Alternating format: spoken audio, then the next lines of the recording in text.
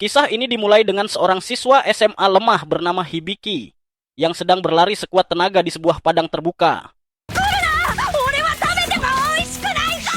Bukan karena latihan olahraga, melainkan karena ia sedang dikejar seekor kelinci. Meskipun terdengar sepele, situasi itu benar-benar hidup dan mati bagi Hibiki. Saat ia terus berlari, tiba-tiba sebuah suara aneh terdengar di dalam kepalanya. Sesaat ia mengira itu adalah suara hatinya yang akhirnya datang memberi saran.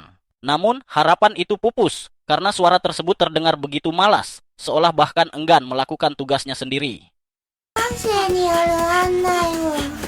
Tak lama kemudian, kelinci itu berhasil menyusulnya. Dalam sepersekian detik sebelum ia tertusuk, Hibiki secara tidak sengaja melakukan sesuatu yang luar biasa. Dengan gerakan panik, ia berhasil menjebak kepala kelinci itu ke dalam tasnya, lalu tersandung dan jatuh tepat di atasnya. Seketika, kelinci itu mati. Sebuah keberuntungan yang nyaris mustahil, namun cukup untuk menyelamatkan nyawanya. Di tempat lain, tepatnya di dalam hutan, seorang elf bernama Amalia tiba-tiba mendengar sebuah suara misterius yang mengatakan bahwa sesuatu yang sangat berharga baru saja jatuh di arah timur. Dengan kepribadian yang kuat dan rasa penasaran yang tinggi, ia pun bersiap mencari sesuatu tersebut.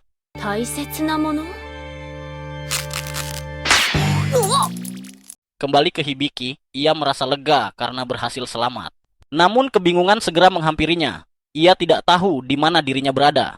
Tidak ada sinyal ponsel, tidak ada petunjuk, dan yang lebih aneh, ia baru saja mendengar suara di kepalanya. Ia sadar bahwa prioritas utamanya adalah bertahan hidup, tetapi ia bahkan tidak tahu cara menyalakan api. Ia juga ragu apakah daging kelinci tadi bisa dimakan. Saat ia sedang berpikir keras, suara itu kembali muncul, menawarkan untuk menilai kelinci tersebut.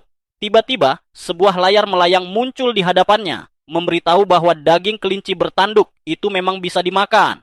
Meskipun bingung, Hibiki memutuskan untuk membawa bangkai kelinci itu sebagai cadangan makanan. Rasa penasaran membuatnya mulai bereksperimen dengan suara misterius itu. Ia menyadari bahwa suara tersebut merespons pertanyaan. Ia pun mencoba menanyakan tasnya, dan sistem menjawab bahwa tas itu terbuat dari material yang tidak ada di dunia ini. Ia lalu mencoba menilai langit, namun tidak ada hasil. Saat ia menilai tanah di bawahnya, jawaban yang ia terima justru membuatnya merinding. Ia diberitahu bahwa tanah itu adalah makhluk bernama Maz Eater dengan level 273. Terkejut, Hibiki mencoba memastikan ulang, namun hasilnya tetap sama. Ia pun memilih untuk mengabaikannya dan melanjutkan perjalanan. Ketika ia menilai dirinya sendiri, muncul panel yang menunjukkan identitasnya. Ia berusia 16 tahun, dan pekerjaannya adalah appraiser, sesuatu yang sama sekali tidak masuk akal baginya. Karena beberapa menit lalu ia hanyalah siswa biasa. Ia mencoba bertanya bagaimana ia bisa berada di dunia ini, namun sistem tidak menjawab. Sistem hanya menjelaskan bahwa dirinya adalah pendukung status, dan tidak diizinkan menjawab pertanyaan pribadi ataupun berbicara tanpa ditanya. Artinya, Hibiki tidak bisa benar-benar berkomunikasi dengannya. Dari statusnya, ia melihat banyak kemampuan yang tidak ia pahami. Ia mencoba menggunakan salah satunya, Expert Eye. Sesaat, egonya muncul dan membuatnya merasa akan menjadi protagonis hebat. Namun, tidak terjadi apa-apa. Untungnya tidak ada yang melihat momen memalukan itu. Ia lalu bertanya, apakah ada tutorial, dan sistem menjawab bahwa ia sudah berada di dalamnya. Meski tidak mengerti, ia terus mencoba kemampuan lain, seperti world map. Sebuah layar muncul dengan garis-garis yang ternyata menunjukkan jalur yang ia tempuh. Dan dengan pahit, ia menyadari bahwa sejak tadi ia hanya berputar-putar di tempat yang sama. Setelah berjalan cukup lama, akhirnya ia menemukan sebuah jalan. Harapan pun muncul, ini berarti ia bisa menemukan kota. Namun karena terlalu bersemangat, ia malah tersandung dan jatuh tersungkur di jalan yang keras. Saat itu juga, sistem memberinya gelar terdampar keisekai, yang semakin menambah daftar hal yang tidak ia mengerti. Belum sempat ia mencerna semuanya, tiba-tiba terdengar suara geraman yang sangat dekat. Kali ini, bahkan egonya pun menyerah. Bahaya benar-benar nyata. Namun tepat sebelum monster itu menyerangnya, sebuah panah melesat dan menembus kepalanya. Penyelamatnya adalah Emalia. Ia menghampiri Hibiki dan memastikan keadaannya. Setelah itu, ia bertanya mengapa ia berada di Maze Eater. Karena tidak tahu apa itu, Hibiki pun mendengarkan penjelasan. Ternyata, Maze Eater adalah monster yang menyamar sebagai padang rumput, membuat korbannya berjalan berputar hingga kelelahan, lalu memakannya. Mendengar itu, Hibiki tersadar betapa dekatnya ia dengan kematian. Saat ditanya mengapa ia berada di sana, ia hanya bisa menjawab bahwa ia tiba-tiba muncul begitu saja. Jawaban itu membuat Emilia bingung. Sementara itu, Hibiki diam-diam menilai Emilia menggunakan kemampuannya. Ia terkejut mengetahui bahwa wanita di hadapannya adalah elf sungguhan, dan lebih terkejut lagi saat mengetahui usianya 56 tahun. Tiba-tiba, Emilia memeluk kepala Hibiki ke dadanya, merasa lega karena seorang anak kecil selamat. Namun ucapan itu membuat Hibiki protes. Ia menjelaskan bahwa dirinya berusia 16 tahun. Rupanya, karena tubuhnya yang kecil, Emilia mengira ia masih berusia sekitar 10 tahun. Dan di dunia ini, seseorang sudah dianggap dewasa sejak usia 15 tahun. Malam itu, Hibiki dan Emilia terpaksa bermalam bersama di tengah hutan. Di bawah langit yang sunyi, mereka duduk di dekat api unggun kecil. Dengan nada sedikit canggung, Emilia meminta maaf atas kesalahpahaman sebelumnya. Namun Hibiki hanya tersenyum santai dan mengatakan bahwa itu sama sekali tidak mengganggunya. Setelah menyantap kelinci bertanduk hasil buruan Hibiki, keduanya menikmati teh hangat yang menenangkan. Dalam suasana yang lebih tenang, Hibiki akhirnya bertanya tentang tempat ini. Emilia menjelaskan bahwa mereka berada di kerajaan Habrastia. Namun ia heran bagaimana mungkin Hibiki tidak mengetahui hal yang begitu dasar. Mendengar itu, Hibiki menjelaskan bahwa ia bukan berasal dari sini, melainkan dari negeri jauh bernama Jepang. Emilia menggeleng, sama sekali belum pernah mendengar nama tempat tersebut. Saat itulah Hibiki benar-benar sadar, ia telah berada di dunia lain. Melihat raut gelisah di wajahnya, Emilia memahami bahwa Hibiki pasti cemas karena jauh dari rumah. Dengan lembut, ia menawarkan bantuan untuk menemaninya sementara waktu dan mengantarnya ke kota terdekat agar ia bisa memulai hidup baru. Tawaran itu membuat Hibiki sangat bersyukur. Ketika malam semakin larut, Emilia mulai merapal sihir alarm udara untuk berjaga-jaga jika ada bahaya mendekat. Namun sebelum sihir itu selesai, Hibiki sudah tertidur lelap. Emilia terkejut melihat betapa mudahnya anak itu mempercayainya, padahal mereka baru saja bertemu. Selain itu, banyak hal aneh tentang dirinya. Ia tidak tahu apa-apa tentang dunia ini, dan pakaian yang dikenakannya pun belum pernah ia lihat sebelumnya. Dalam hati, Emilia mulai percaya bahwa Hibiki mungkin adalah sosok istimewa yang pernah disebut oleh para roh. Sebelum terlempar ke dunia ini, kehidupan Hibiki sebenarnya sangat biasa. Ia menghabiskan hari-harinya bersama teman-temannya, menantikan liburan musim panas. Namun berbeda dengan yang lain, tinggi badan Hibiki masih bertahan di angka 4 kaki 11 inci. Teman-temannya berusaha menyemangatinya, mengatakan bahwa ia masih punya harapan untuk tumbuh lebih tinggi. Sementara itu, temannya, Taiki, justru merasa iri karena entah bagaimana, meskipun memiliki kekurangan tinggi badan. Banyak gadis yang tertarik pada Hibiki tanpa alasan yang jelas. Kenangan itu terjadi tepat di hari terakhir sekolah sebelum liburan. Saat hendak memasuki kelas, tiba-tiba cahaya terang menyelimuti dirinya. Dan dalam sekejap, ia sudah berada di dunia ini. Hibiki terbangun dan langsung memikirkan teman-temannya. Ia khawatir mereka pasti sedang mencarinya. Lebih buruk lagi, baterai ponselnya tinggal 12% dan akan segera mati.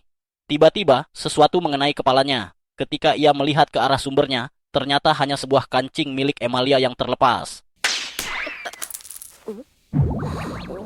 Rasa penasaran membawanya memperhatikan partikel-partikel yang melayang di udara. Ia menggunakan sistem untuk menilai benda itu dan mengetahui bahwa partikel tersebut adalah bagian dari penghalang sihir milik Emilia. Fakta bahwa sihir benar-benar ada semakin menegaskan bahwa ia tidak berada di dunia asalnya.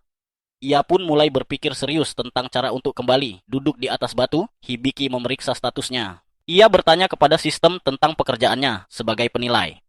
Sistem menjelaskan bahwa itu adalah kelas pekerjaan dengan tingkat kelangkaan B, yang memungkinkan penggunanya melihat informasi target tetapi tidak memiliki kemampuan tempur. Jawaban itu justru menimbulkan lebih banyak pertanyaan, terutama tentang status sementaranya. Tak lama kemudian, pagi benar-benar dimulai. Emilia tiba-tiba tersadar bahwa pakaiannya terbuka karena kehilangan kancing semalaman. Saat Hibiki bangun, ia langsung membalikkan badan karena malu.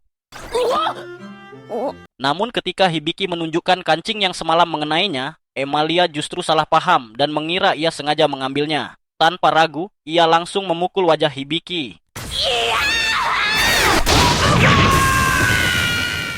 Beberapa saat kemudian, setelah kesalahpahaman itu diluruskan, Emilia meminta maaf. Hibiki menerimanya dengan santai, apalagi ia sudah diberi ramuan penyembuh. Dalam perjalanan menuju kota, Hibiki bertanya jaraknya. Emalia memperkirakan bahwa setelah keluar dari hutan, mereka hanya membutuhkan setengah hari perjalanan. Namun Hibiki sedikit khawatir dengan banyaknya monster di sekitar. Emalia meyakinkannya bahwa selama bersamanya ia akan aman. Ia justru terkejut ketika mengetahui bahwa Hibiki bisa merasakan keberadaan monster. Hibiki menjelaskan bahwa ia bisa melihatnya melalui skill peta dunia. Mendengar itu, Emalia terkejut besar. Skill tersebut adalah kemampuan tingkat triple I yang sangat langka dan diidamkan para petualang. Namun bagi Hibiki, kemampuan itu terasa biasa saja karena hanya menunjukkan lokasi dan memberi peringatan. Tak lama kemudian, Hibiki melihat seekor kelinci bertanduk kristal. Mendengar itu, Emalia langsung bersemangat karena monster tersebut sangat berharga, bahkan bisa bernilai lebih dari 200 koin emas. Mereka pun segera melacaknya. Setelah dianalisis, Hibiki mengetahui bahwa kelinci itu cukup bodoh, memiliki kemampuan melarikan diri, dan bisa mendeteksi keberadaan. Emalia menggunakan sihir angin untuk menyembunyikan jejak mereka. Namun selama kemampuan kabur masih aktif, serangan tidak akan mengenai target. Dari situ, Hibiki menyusun rencana. Ia menyarankan agar mereka memancing kelinci itu menyerangnya, sehingga ia tidak bisa menggunakan kemampuan kaburnya. Awalnya Emalia ragu, tetapi ia tetap mencoba. Saat rencana dijalankan, Emalia membuat dinding batu untuk menggiring kelinci ke arah Hibiki yang berpura-pura menjadi umpan di atas batu. Begitu kelinci itu menyerang, Emalia langsung menembaknya tepat di kepala. Ia terkejut karena ternyata begitu mudah mengalahkan monster semahal itu. Namun, ia tetap bersyukur atas kemenangan tersebut. Sementara itu, Hibiki juga mendapatkan banyak peningkatan level berkat kontribusinya dalam rencana itu. Hari itu pun berakhir dengan hasil yang menguntungkan bagi keduanya, sebuah awal yang baik bagi perjalanan mereka di dunia yang baru.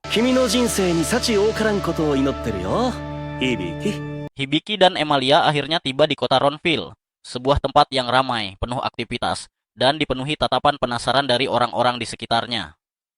Menyadari bahwa pakaian Hibiki akan menarik terlalu banyak perhatian, Emalia dengan sigap menyelimutinya dengan jubah, menjelaskan bahwa lebih baik tidak menonjol di tempat seperti ini. Dengan nada praktis, Emalia kemudian menyarankan agar mereka menggunakan uang hasil menjual kelinci bertanduk untuk membeli pakaian yang lebih layak, lengkap dengan armor dan pedang yang sesuai. Rasa penasaran membuat Hibiki bertanya tentang nilai 1 koin emas. Namun, tatapan tidak setuju dari Emalia membuatnya cepat-cepat menganggap itu hanya candaan. Diam-diam, Hibiki mencoba mencari tahu sendiri, dan saat membandingkannya dengan ingatannya, ia terkejut mengetahui bahwa 1 koin emas bernilai sekitar 10.000 yen. Seketika ia terdiam, akhirnya memahami mengapa Emalia begitu bersemangat dengan hasil buruan mereka. Melihat kepolosannya, Emalia menyentuh wajah Hibiki dengan lembut, lalu memperingatkan dengan serius bahwa di tempat ini ia harus berhati-hati dalam berbicara, karena banyak orang berbahaya yang bisa memanfaatkannya. Tak lama kemudian, mereka menuju guild petualang. Begitu memasuki gedung, beberapa petualang langsung berkomentar. Salah satu dari mereka menyindir bahwa Emalia akhirnya berhasil membentuk kelompok. Yang lain memandang Hibiki dengan curiga, bahkan mengejek apakah Emalia kini bekerja sebagai pengasuh anak. Tak lama, kelompok lain mendekat dan langsung menanyakan apakah Hibiki adalah pendatang baru. Emalia mengiyakan tanpa ragu, menjelaskan bahwa mereka baru saja bertemu. Meski penuh keraguan dari sekitar, jelas bahwa kerjasama ini baru saja dimulai. Kelompok itu kemudian pergi setelah memberi ucapan semoga beruntung. Emalia menjelaskan bahwa mereka dikenal sebagai Silver Banner. Setelah itu, ia membawa Hibiki ke resepsionis dan mengatakan ingin menjual material langka, meminta ruangan pribadi. Mereka pun dibawa ke sebuah ruangan, di mana kepala guild sudah menunggu. Hibiki langsung terkejut melihat tubuh pria itu yang sangat besar. Tiba-tiba, pria tersebut berdiri dan merobek bajunya sendiri tanpa alasan jelas, memperlihatkan otot-ototnya yang luar biasa. Hibiki yang terkesima langsung memujinya tanpa ragu, sementara Emalia dan Jule justru tampak muak melihat tingkah tersebut. Pria itu kemudian memperkenalkan diri, dan secara tak terduga, Hibiki meminta izin untuk menyentuh ototnya, sambil menjelaskan bahwa dirinya sulit menambah massa otot. Sekejap, suasana berubah dengan sang Master Guild memberikan berbagai tips latihan. Namun, kesabaran Emalia dan Jule habis, dan mereka segera menghentikan adegan aneh itu. Tak lama, suara bantuan dalam pikiran Hibiki memberitahu bahwa sihir Water Creation dan Cold Water telah terdaftar melalui skill Grimoire. Kemudian, Jul memperkenalkan dirinya sebagai wakil kepala guild dan langsung menanyakan tujuan mereka. Emalia menunjukkan tanduk hasil buruan dan menanyakan harganya. Sang Master Guild menawarkan 400 koin emas. Hibiki langsung terpukau, merasa itu jauh lebih tinggi dari bayangannya. Namun, di luar dugaan, Emalia menolak tawaran itu. Ia menatap tajam dan menuduh sang master mencoba mempermainkannya. Ia menjelaskan bahwa 3 tahun lalu ia menjual tanduk seharga 230 koin, sementara yang sekarang 3 kali lebih besar, sehingga seharusnya bernilai setidaknya 800 koin emas. Negosiasi pun memanas. Tawaran naik menjadi 550, lalu ditawar balik menjadi 780. Hingga akhirnya, setelah perdebatan panjang, mereka sepakat di angka 700 koin emas. Setelah transaksi selesai, Jul mengeluh karena harga itu melebihi anggaran guild. Bahkan mengancam akan memotong gaji sang master sebagai pelajaran bagi otot tanpa otak yang tak tahu batas. Sementara itu, Emalia sangat senang. Ia yakin setelah ini Hibiki akan ingin membentuk kelompok dengannya. Namun karena terlalu bersemangat, kancing bajunya kembali terlepas. Di sisi lain, Hibiki duduk di meja guild ketika suara bantuan memberitahu bahwa tutorialnya telah naik level. Saat ia bertanya fungsi skill itu, sistem menjelaskan bahwa itu adalah kemampuan pendukung bagi mereka dengan peluang hidup rendah, membantu memperoleh pengetahuan untuk bertahan. Saat itulah, Hibiki menyadari bahwa ia bisa mengalahkan kelinci bertanduk berkat bantuan tersebut. Ia pun bersyukur kepada dewa dunia itu. Namun tiba-tiba, suara lain terdengar di kepalanya, menyuruhnya untuk menghormati. Bingung, Hibiki bertanya siapa itu. Suara tersebut mengaku sebagai dewa yang mendukungnya, berjanji membantu selama mungkin, namun memperingatkannya agar tidak mati. Tak lama kemudian, suara bantuan menghilang, menandakan bahwa dukungan dari rekan telah berakhir. Hibiki pun kebingungan. Saat itu, Emalia kembali. Tak lama, seorang resepsionis bernama Miatre datang membawa misi baru. Setelah membaca pesan itu, Emalia menjelaskan bahwa ia harus meninggalkan kota untuk sementara waktu karena misi dari tanah asalnya yang tidak bisa ditolak. Disitulah Hibiki menyadari bahwa rekan yang dimaksud adalah Emalia sendiri. Adegan kemudian berpindah ke seorang petualang lain di dalam gua yang sedang mencari sesuatu, namun gagal menemukannya. Ia pun memutuskan kembali ke kota. Sebelum pergi, Emalia menanyakan apakah Hibiki akan baik-baik saja sendirian. Hibiki meyakinkannya bahwa ia tidak perlu khawatir. Saat ditanya rencananya, ia memutuskan untuk mencoba menjadi petualang, meski tanpa kelas tempur. Emalia menyarankan agar ia menginap di penginapan yang sama dengannya, memberikan peta dan menyuruhnya mencari Tania. Dengan senyuman, ia berpamitan, yakin mereka akan bertemu lagi. Saat berlari keluar kota dengan tergesa, Emalia tanpa sengaja menabrak petualang lain. Seorang penjaga datang menanyakan situasi, namun Emalia menjelaskan semuanya aman dan bahwa ia sedang menjalankan misi mendesak. Petualang tersebut kemudian bertanya apakah tujuannya adalah tanah para elf. Setelah mendapat jawaban ia meminta untuk ikut serta. Cerita kembali ke Hibiki. Setelah berpisah, ia justru menghabiskan waktunya dengan tidur. Kemudian ia pergi ke gua petualang dan bertanya pada Jul tentang dunia lain, namun hanya mendapat jawaban samar. Saat tiba di lokasi yang dimaksud, ia menyadari bahwa ia salah paham dan mulai mempertanyakan bagaimana ia bisa berada di dunia ini. Tiba-tiba, seseorang mengetuk pintu kamarnya. Saat dibuka, Tania masuk dan menanyakan keadaannya. Khawatir karena ia tidak terlihat saat sarapan maupun makan siang, dan mengingatkan bahwa waktu makan malam sudah hampir tiba. Hibiki mulai merenung, menyadari bahwa uang hasil dari berburu kelinci itu tidak akan bertahan selamanya. Ia tahu, cepat atau lambat dirinya harus mengambil misi. Dalam hati, ia bertanya-tanya, apa yang sebenarnya bisa ia lakukan sekarang? Tiba-tiba, suara pendukung muncul dan menampilkan status miliknya. Saat Hibiki bertanya apakah kondisinya baik atau buruk, suara itu justru memberi peringatan bahwa ia tidak seharusnya bertarung sendirian. Di saat yang sama, suara itu juga mengungkap bahwa ia telah memperoleh kemampuan baru bernama Contact dan Medical Book. Penasaran, Hibiki menanyakan tentang Medical Book. Jawaban yang ia terima membuatnya terdiam. Kemampuan ini memungkinkan dirinya memahami sepenuhnya isi apapun hanya dengan membaca, bahkan hingga prosedur medis tingkat tinggi. Dengan tekad yang bulat, ia meminta untuk segera memulai proses membaca. Namun, suara pendukung memperingatkan bahwa sekali dimulai, proses ini tidak bisa dihentikan dan akan memakan waktu yang sangat lama. Meski begitu, Hibiki tetap setuju. Saat ia berdiri, seberkas cahaya tiba-tiba menembus pikirannya, memenuhi kesadarannya dengan pengetahuan dalam jumlah luar biasa.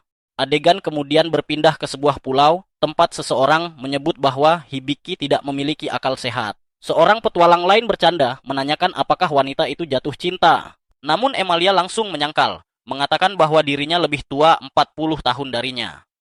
Tiba-tiba, seorang pelayan muncul memanggilnya. Emalia berlari dan memeluknya hangat, lalu memperkenalkannya sebagai Ipel, seorang petualang pengembara yang menjelajahi berbagai negeri. Beberapa hari kemudian, proses membaca medical book akhirnya selesai. Hibiki pun memutuskan keluar untuk membeli perlengkapan, mengunjungi toko senjata, dan mendapatkan peralatan pertamanya. Ia lalu bertanya pada suara pendukung apakah sulit memperoleh kemampuan baru. Jawabannya, ada berbagai metode tergantung jenis kemampuan tersebut. Di sisi lain, suasana di Guild Petualang tampak kacau. Pemimpin kelompok Silver Banner terluka parah. Salah satu rekannya menjelaskan bahwa ia bertarung melawan seekor serigala perak bernama Ruby dan berakhir imbang. Mereka menyebut bahwa Guild Master sebenarnya bisa menghentikan pendarahan, namun Jul memberitahu bahwa sang master tidak ada di tempat.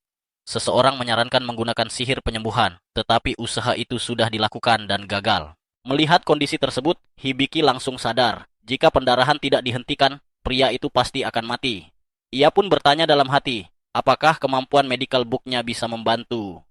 Suara pendukung menjawab, itu memungkinkan. Tanpa ragu, ia meminta izin untuk memeriksa sang pemimpin. Begitu diizinkan, Hibiki mengaktifkan kemampuan medical book. Dalam sekejap, ia menemukan adanya racun berbahaya di tubuh korban. Racun yang mencegah pembekuan darah dan membuat luka tidak bisa berhenti berdarah. Saat itu juga, suara pendukung memberitahu bahwa waktu yang tersisa hanya 5 menit. Semua orang langsung terkejut. Hibiki bertanya bagaimana cara menyembuhkannya.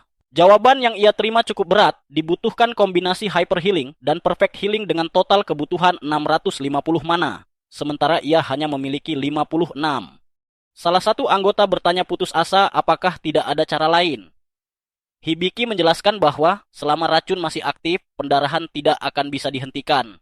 Tubuh harus dimurnikan terlebih dahulu, baru kemudian dipulihkan. Ia bertanya, apakah ada yang memiliki kemampuan tersebut, namun tidak ada yang menjawab. Tanpa pilihan lain, ia kembali meminta saran dari suara pendukung.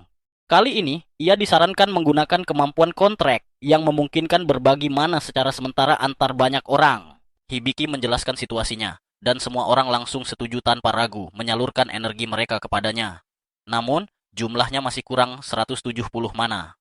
Di saat genting itu, Jul maju dan menawarkan sisa kekuatan yang dibutuhkan.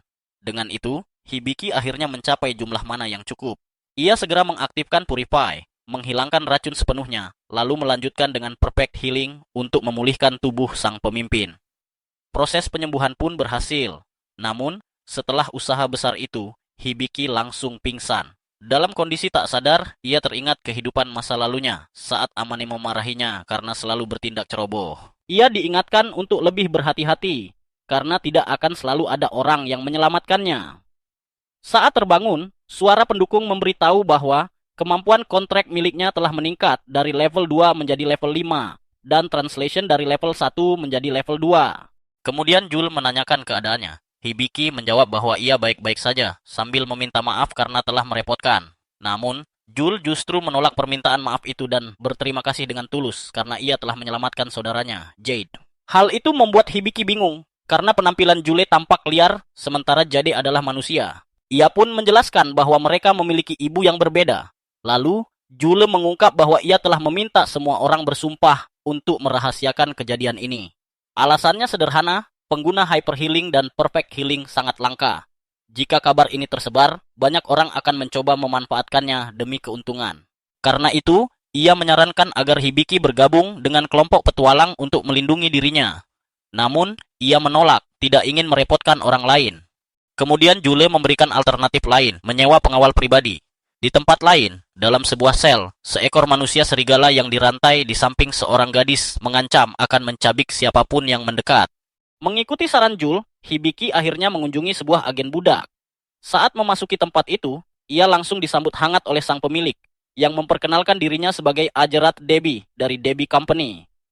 Meski sambutannya ramah, Hibiki tampak jelas tidak nyaman dan memilih langsung menyampaikan tujuannya. Ia datang untuk menyewa seorang pengawal. Pernyataan sederhana itu seketika mengubah sikap Debbie. Dengan gerakan perlahan, ia mendekat, seolah mencium sesuatu di udara. Katanya, ada aroma yang sangat menyenangkan. Ucapan itu justru membuat Hibiki semakin gelisah. Tak lama kemudian, Debbie mulai memperkenalkan beberapa budak, satu persatu. Mereka semua tampak kuat dan mengintimidasi. Namun tanpa ragu, Hibiki menolak mereka semua. Satu demi satu pergi dengan wajah kecewa, membuat Hibiki merasa sedikit bersalah. Bukan karena ia meragukan kekuatan mereka, melainkan karena jumlah MP mereka tidak mencukupi. Dalam keadaan darurat, ia tahu ia harus mengandalkan sihir High Heal dan Perfect Restoration dari grimoire medisnya. Mendengar itu, Debbie dengan tenang menawarkan pilihan lain yang lebih sesuai. Namun tiba-tiba, suara dewa bergema di benak Hibiki, menyarankan agar ia memilih sendiri pengawalnya. Mengikuti saran itu, Hibiki meminta izin untuk melihat langsung. Meski ia sempat meminta maaf karena terkesan merepotkan, Debbie hanya tersenyum. Baginya, itu bukan masalah. Ia bahkan berkata bahwa ia bisa mencium aroma uang dari kliennya yang terhormat. Ucapan itu membuat Hibiki kembali tegang. Curiga, ia meminta sang dewa untuk mengevaluasi pria tersebut. Hasilnya pun muncul. Debbie memiliki kemampuan bernama Send for Money. Meski Hibiki tidak sepenuhnya memahaminya, satu hal jelas, pria itu benar-benar mencintai uang. Perhatian Hibiki kemudian tertuju pada sebuah lorong. Menyadari itu, Debbie menjelaskan bahwa mereka yang berada di sana memiliki cacat, sehingga tidak direkomendasikan. Mereka tidak cocok untuk bekerja maupun bertarung, dan karena berbagai alasan, tidak bisa kembali ke tanah asal mereka. Karena kasihan, ia membiarkan mereka tinggal. Penjelasan itu justru membangkitkan rasa penasaran Hibiki. Ia merasa mungkin mereka memiliki nasib yang mirip dengannya, dan meminta untuk dibawa ke sana. Mendengar permintaan itu, ekspresi Debbie kembali berubah. Kali ini penuh kegembiraan, seolah aroma uang semakin kuat. Ia pun segera mengantar Hibiki, meski sikapnya membuat Hibiki sedikit tidak nyaman. Sesampainya di sana, Hibiki terkejut melihat seorang manusia serigala bersama seorang gadis kecil. Ia langsung bertanya mengapa pria itu dikurung. Debbie menjelaskan bahwa ia membuat keributan saat mencoba melindungi gadis tersebut. Meski itu hanya kesalahpahaman, aturan tetaplah aturan. Sementara itu, gadis itu memiliki bakat sihir luar biasa, tetapi tidak mampu mengendalikannya hingga sering lepas kendali. Manusia serigala itu menatap tajam dan menyuruh Hibiki pergi. Tatapan penuh permusuhan itu membuatnya mundur selangkah. Pada saat yang sama, sang dewa mulai mengevaluasi keduanya. Hasilnya membuat Hibiki terkejut, gadis itu memiliki atribut tersembunyi. Bahkan, statistiknya telah dipalsukan. Dengan menggunakan kemampuan Appraisal Eye, Hibiki akhirnya mengetahui kebenaran yang mengejutkan. Itu adalah kemampuan langka, melampaui peringkat SSS yang hanya diberikan atas kehendak dewa, dan merupakan kemampuan analisis terkuat di dunia. Dengan tetap tenang, Hibiki bertanya, apakah hal ini normal? Sang dewa menjawab tidak ada preseden. Mendengar itu, Hibiki menatap ke langit dalam pikirannya, memprotes dewa karena merasa semuanya sudah terlalu berlebihan. Namun, sang dewa hanya tertawa. Tak lama, evaluasi kedua dilakukan. Kini Hibiki melihat kebenaran sebenarnya, manusia serigala itu adalah seorang pahlawan bernama Cloud Abra, yang terikat kutukan Immovable Chain. Sementara gadis itu, Lilian Rouge, adalah seorang calon sage dengan kekuatan Wild Sanctuary, kekuatan berbahaya yang bisa menghancurkan dirinya sendiri jika tak dikendalikan. Meski terkejut, Hibiki tetap fokus. Ia menyadari bahwa keduanya memiliki MP yang besar. Dengan dorongan dari suara dewa, ia pun memutuskan untuk merekrut mereka berdua. Dengan bantuan kemampuan relief measure, ia berharap bisa membebaskan mereka dari kondisi yang tidak adil. Tanpa ragu, ia menyampaikan keinginannya kepada Debbie. Mendengar itu, Debbie bereaksi berlebihan, mengaku hampir sesak karena aroma uang yang begitu kuat, sebelum akhirnya menyetujui transaksi tersebut dengan penuh kegembiraan. Tak lama kemudian, Hibiki membawa Cloud dan Lilian ke tempat terpencil di dalam hutan. Masih waspada, Cloud menanyakan tujuan mereka. Dengan tenang, Hibiki meyakinkannya bahwa ia tidak akan menyakiti seorang anak. Namun untuk Cloud, ia punya rencana lain. Ia ingin menyembuhkannya. Meski awalnya ragu, Lilian bersedia membantu. Ia ingin membalas semua kebaikan Cloud yang selalu melindunginya. Tersentuh oleh tekadnya, Cloud akhirnya tidak menghalangi. Hibiki kemudian menjelaskan bahwa ia membutuhkan MP dalam jumlah besar, dan meminta Lilian membuat kontrak agar bisa meminjam kekuatannya. Tanpa ragu, gadis itu menyetujuinya. Dengan bantuan sang dewa, kontrak pun terbentuk. Kini siap, Hibiki mengaktifkan grimoire medisnya dan mengeluarkan sihir Perfect Restoration. Dalam sekejap, tubuh Cloud yang terluka mulai pulih. Anggota tubuhnya yang hilang tumbuh kembali dengan cepat hingga akhirnya ia benar-benar pulih. Dipenuhi kebahagiaan, Lilian langsung memeluknya erat.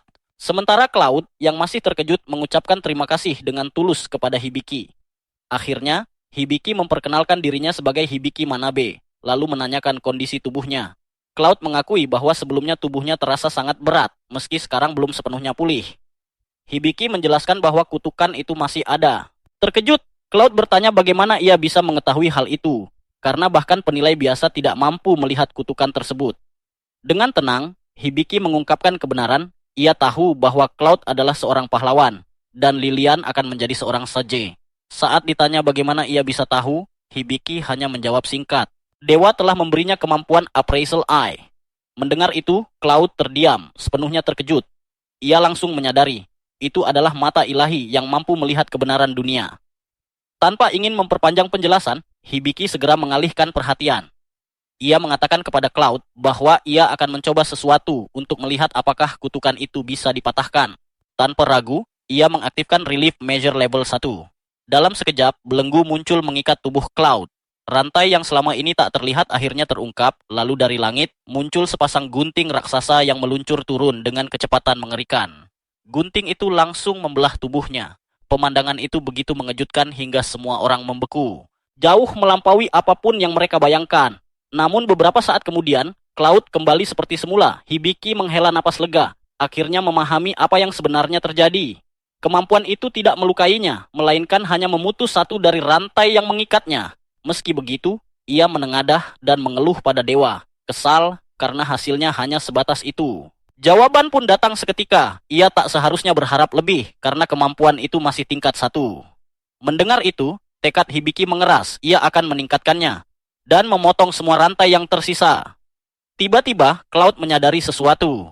Sebagian kekuatannya telah kembali. Di saat yang sama, Hibiki juga memastikan hal itu dengan memeriksa statusnya. Kemudian, Cloud melangkah maju dan berlutut di hadapannya. Dengan ekspresi khidmat, ia menundukkan kepala dan meminta maaf atas sikapnya sebelumnya. Ia menjelaskan bahwa sejak terkena kutukan, ia kehilangan kekuatan, reputasi, bahkan jiwanya.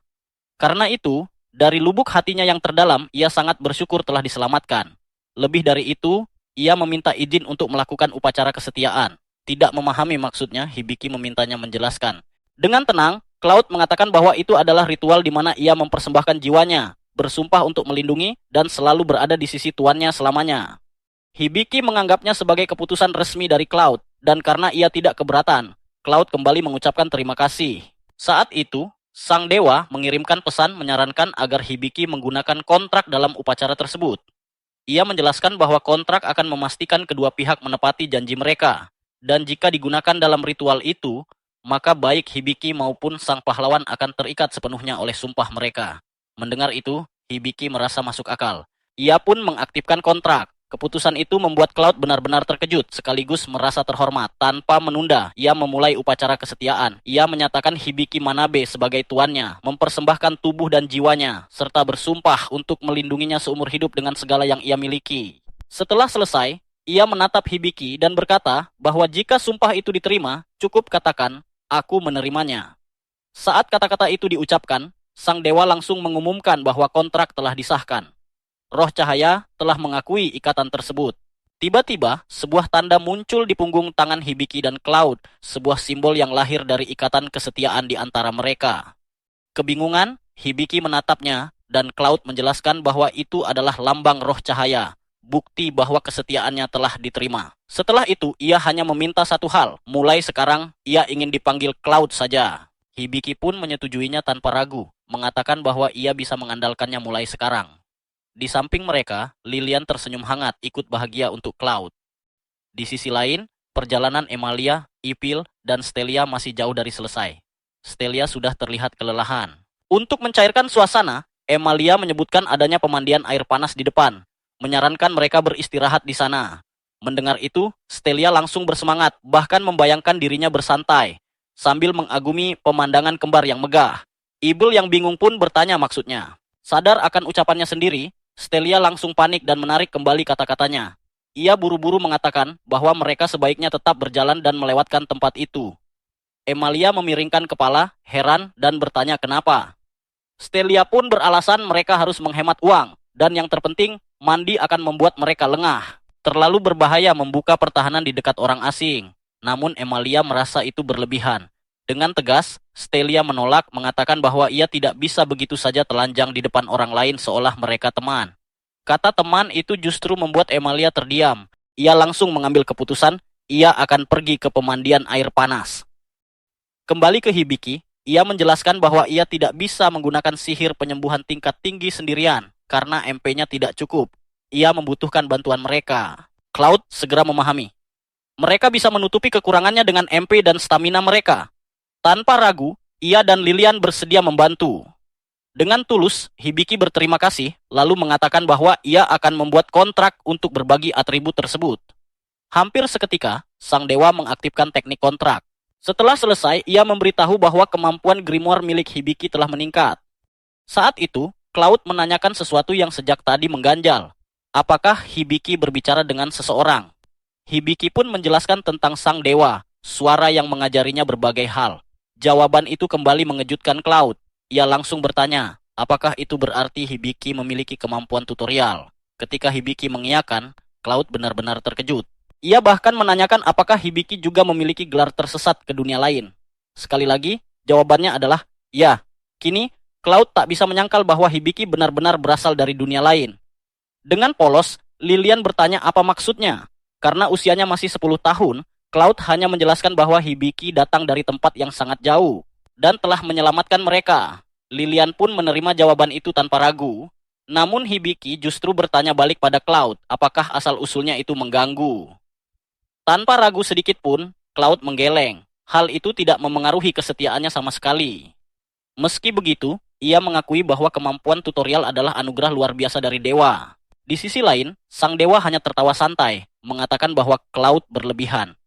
Meski begitu, ia mengakui bahwa ia sedikit kelelahan, karena kemampuan itu saja menghabiskan sepertiga kekuatannya. Dan sekali lagi, Hibiki menyadari kemampuan ini benar-benar tidak masuk akal. Beberapa saat kemudian mereka berjalan di pinggiran kota. Cloud menjelaskan bahwa dewa yang terhubung dengan Hibiki kemungkinan adalah dewa tertinggi. Di dunia ini terdapat 11 dewa, dan dewa tertinggi adalah yang pertama di antara mereka. Satu-satunya yang bisa memberikan kemampuan seperti tutorial dan appraisal eye. Penasaran? Hibiki bertanya apakah itu berarti ia yang paling kuat. Dan hampir seketika, sang dewa sendiri menjawab, ya. Bahkan ia dengan santai menyuruh Hibiki untuk terus menyembahnya. Cloud menambahkan bahwa dewa itu tampaknya memang memberi perhatian khusus pada Hibiki, sesuatu yang tidak mengejutkan mengingat betapa luar biasanya dia. Namun Hibiki justru menggeleng. Ia merasa seharusnya mereka yang dipilih, terutama ketika melihat kemampuan Lilian, Wild Sanctuary. Menurutnya, kemampuan itu terlalu kejam. Cloud mengaku belum pernah mendengarnya dan meminta penjelasan. Lilian pun ikut penasaran. Tanpa menyembunyikan apapun, Hibiki mengatakan bahwa itu adalah kekuatan yang perlahan menghancurkan dirinya dari dalam. Akibat mana yang berlebihan. Beberapa detik hening berlalu. Wajah Lilian perlahan berubah muram. Dengan nada berat, Cloud menambahkan bahwa hal itu tidak mengherankan. Karena kekuatan itulah keluarganya menolaknya. Bahkan menjualnya demi melunasi utang. Mendengar itu, Hibiki tak bisa menyembunyikan perasaannya. Namun pada akhirnya, ia menyalahkan dewa tertinggi karena telah memberikan kekuatan sekejam itu. Cloud menggeleng pelan. Ia tidak percaya bahwa semua itu adalah ulah dewa tertinggi. Menurutnya, yang paling mungkin adalah Dewi Sihir, karena dialah yang mengatur segala sesuatu yang berhubungan dengan sihir. Dewa tertinggi pun mengakui pendapat itu. Namun tiba-tiba wajahnya menegang, karena Dewi Sihir kini berdiri tepat di sampingnya. Sekejap kemudian, suara menggelegar meledak di dalam kepala Hibiki. Di tengah dentuman itu, ia mendengar keluhan panik dari dewa tertinggi yang mati-matian mencoba membela diri. Sayangnya, siapapun yang sedang memarahinya sama sekali tidak menunjukkan belas kasihan. Dalam kebingungannya, Hibiki mendengar suara baru yang berbicara langsung lewat telepati. Suara itu menjelaskan dengan tenang bahwa gadis itu menderita karena kemampuannya. Namun, sekali sebuah skill diberikan, bahkan para dewa pun tidak bisa dengan mudah mencabutnya. Terkejut, Hibiki bertanya siapa dirinya, dan tanpa ragu suara itu menjawab bahwa dia adalah Dewi Sihir. Tanpa membuang waktu, sang Dewi melanjutkan penjelasannya. Untungnya, Hibiki memiliki salah satu kemampuannya, yaitu grimoire. Dengan kemampuan itu, ia bisa mengatur MP milik Lilian dan mengendalikan keluaran sihirnya. Tapi sang Dewi menegaskan satu hal. Jangan salah paham, ia tidak akan terus-menerus membantu. Ia lalu menjelaskan bahwa begitu grimoire digunakan, sistem pengelolaan akan aktif secara otomatis, jadi Hibiki tidak perlu khawatir. Mendengar itu, Hibiki mengucapkan terima kasih dengan tulus. Sementara itu, dewa tertinggi yang kini nyaris hangus, terbakar, memohon ampun sambil mengaku menyesali perbuatannya. Namun Dewi Sihir sama sekali tidak berniat memaafkannya. Saat sang Dewi menjatuhkan hukuman yang pada dasarnya adalah vonis mati, Hibiki tetap tenang meski kepalanya dipenuhi suara menggelegar. Setelah suara bising itu akhirnya mereda, sang dewa memberitahu bahwa tutorial dan appraisal AI untuk sementara tidak bisa digunakan. Mulai sekarang, ia hanya bisa membantu dengan data yang sudah diperoleh sebelumnya. Hibiki menerima keadaan itu tanpa keluhan. Di saat yang sama, Dewi Sihir diam-diam memperhatikannya, seolah merasa pernah melihatnya di suatu tempat. Tak lama kemudian, Hibiki menggunakan skill Grimoire pada Lilian. Namun saat skill itu aktif, sesuatu yang tak terduga terjadi. Tiba-tiba makhluk aneh muncul di hadapan mereka dan langsung menyapa. Makhluk itu memperkenalkan dirinya sebagai Vine, utusan Dewi Sihir yang dikirim untuk mengajari mereka cara mengendalikan mana. Namun sebelum Vine selesai bicara, Lilian tiba-tiba memeluknya karena gemas melihat betapa lucunya dia. Hibiki pun ikut bergabung. Melihat itu, kesabaran Cloud akhirnya habis. Ia langsung meluapkan emosinya pada Vine, tak mampu lagi menahan rasa kesalnya. Bagaimanapun juga, tuannya belum pernah sekalipun menunjukkan kasih sayang seperti itu padanya. Setelah melampiaskan semua perasaannya, Cloud segera kembali tenang dan meminta maaf dengan sikap yang sangat sopan. Sementara itu, Vine hanya bisa menatap bingung, tidak mengerti apa yang sebenarnya salah dengan mereka semua.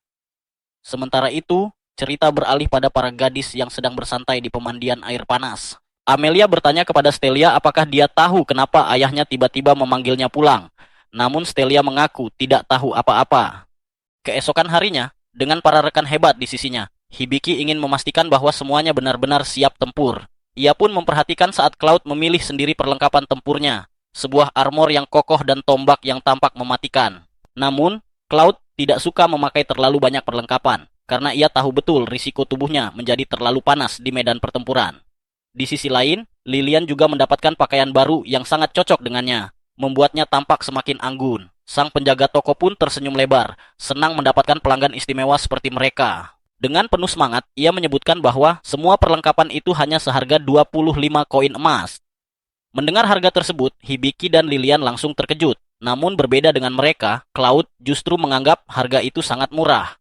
Lilian merasa tidak enak karena telah menerima sesuatu untuk dirinya sendiri, hingga ia berniat mengembalikan jubahnya. Tapi Hibiki tidak keberatan memanjakannya. Bahkan, ia mendorong Lilian untuk memilih tongkat sihir agar bisa mulai berlatih. Meski melihat senyum bahagia Lilian terasa menyenangkan, Hibiki sadar bahwa uang tabungannya mulai terkuras habis. Dan seolah belum cukup, Vine yang iri pun meminta kalung mewah untuk dirinya, yang ternyata berharga 15 koin emas. Sang penjaga toko makin bahagia, sementara Hibiki hanya bisa menjerit dalam hati melihat dompetnya yang semakin tipis. Setelah semua perlengkapan siap, latihan pun dimulai. Vine mulai mengajarkan sihir. Walaupun Cloud sudah mampu bertarung sendiri, Hibiki dan Lilian masih jauh dari kata siap menjadi petualang sejati. Karena itu, Vine berniat mengajari mereka dasar-dasar sihir melalui sebuah grimoire. Namun, Hibiki bahkan tidak tahu apa itu grimoire. Ia pun bertanya pada Vine, yang menjelaskan bahwa grimoire adalah kemampuan langka yang memungkinkan seseorang mempelajari berbagai jenis pengetahuan. Mendengar itu, Hibiki mulai berharap ia juga bisa mempelajari sihir. Sayangnya, Vine langsung menghancurkan harapannya dengan mengatakan bahwa ia hanya mampu mempelajari sihir dasar yang nyaris tak berguna. Melihat suasana mulai tegang, Lilian menenangkan semua orang, dan pelajaran pun dimulai. Langkah pertama adalah mengendalikan output sihir milik Lilian. Untuk itu, Hibiki harus terdaftar sebagai penanggung jawab. Anehnya, metode yang digunakan adalah dengan membuat Vine menggigit Hibiki secara kasar, yang terasa lebih seperti lelucon kejam daripada pelajaran sungguhan. Setelah itu, Vine menjelaskan bahwa mana Lilian tetap sama, tetapi output sihirnya kini dibatasi menjadi 10%. Seiring waktu, angka itu akan meningkat.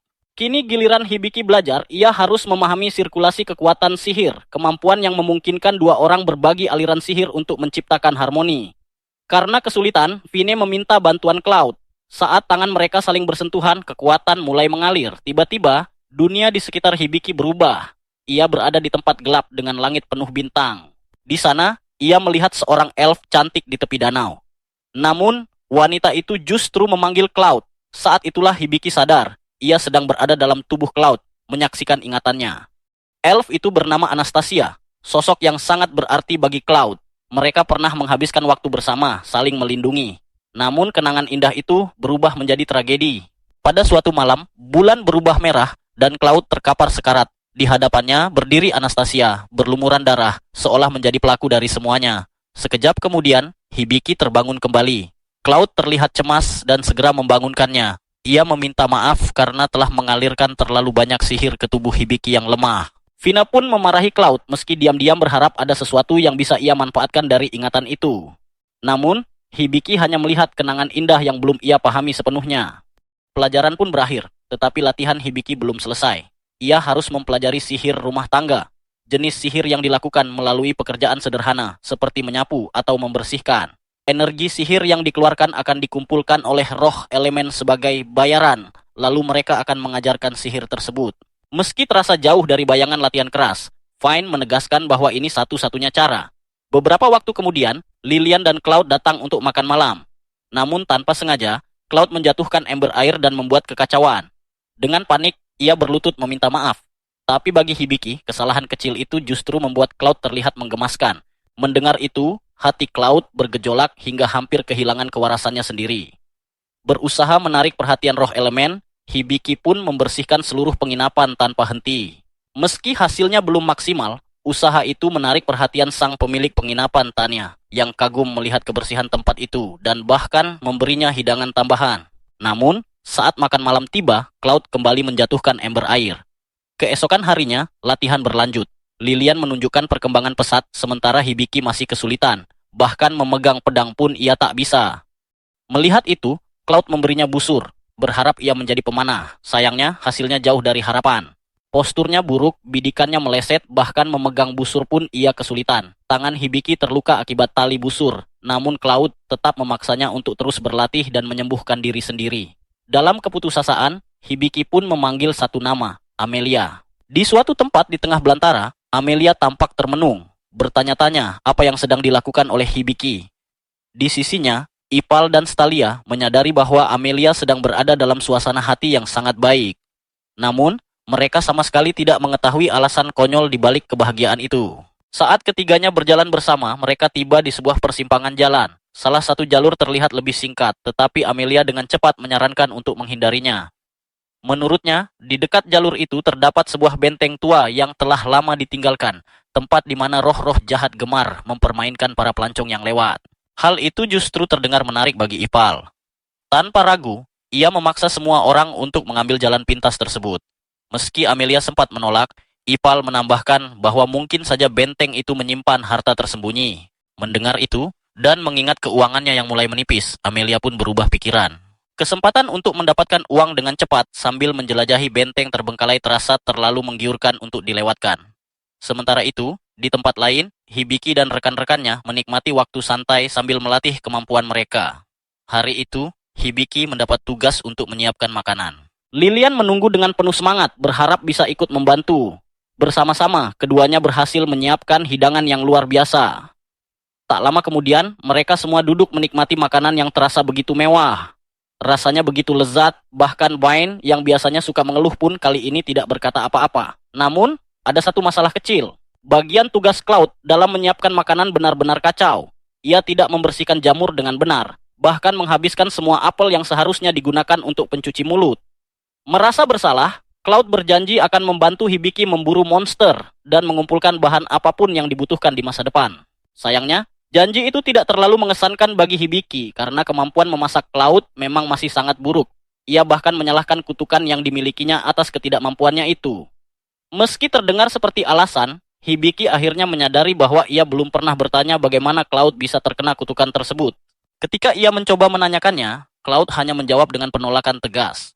Jawaban yang terasa sangat mencurigakan. Memutuskan untuk tidak memaksa, Hibiki kembali melanjutkan pekerjaannya membersihkan peralatan makan. Ia mulai merindukan kenyamanan dunia asalnya, karena ada banyak hal di dunia ini yang terasa jauh lebih sulit dilakukan. Tiba-tiba, Sapo memberinya peringatan penting.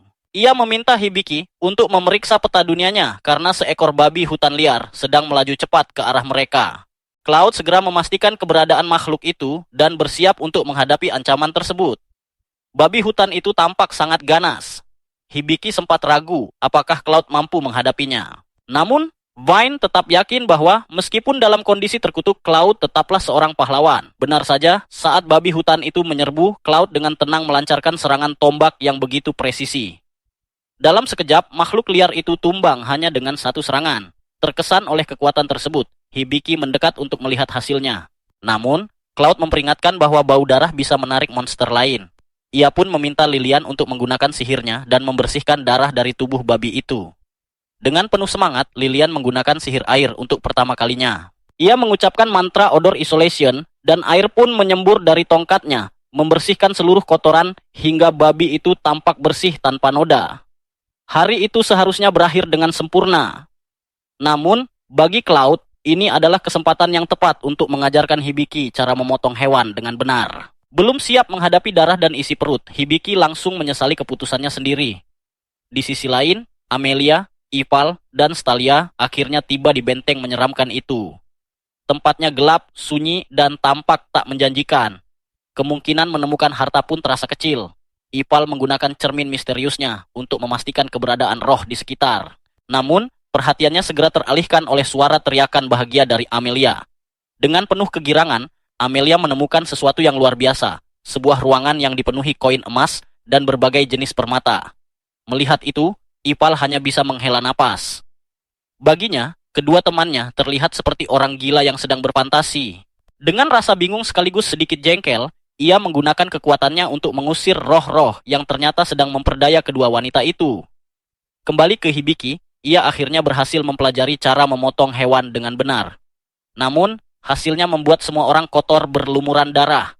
Karena itu, ia memutuskan untuk mencoba kemampuan barunya, Bubble Wash.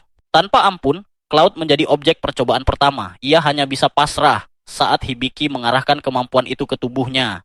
Awalnya terlihat berantakan, tetapi ketika gelembung-gelembung itu menghilang, sesuatu yang mengejutkan terjadi. Bulu Cloud kini tampak halus, bersih, dan berkilau.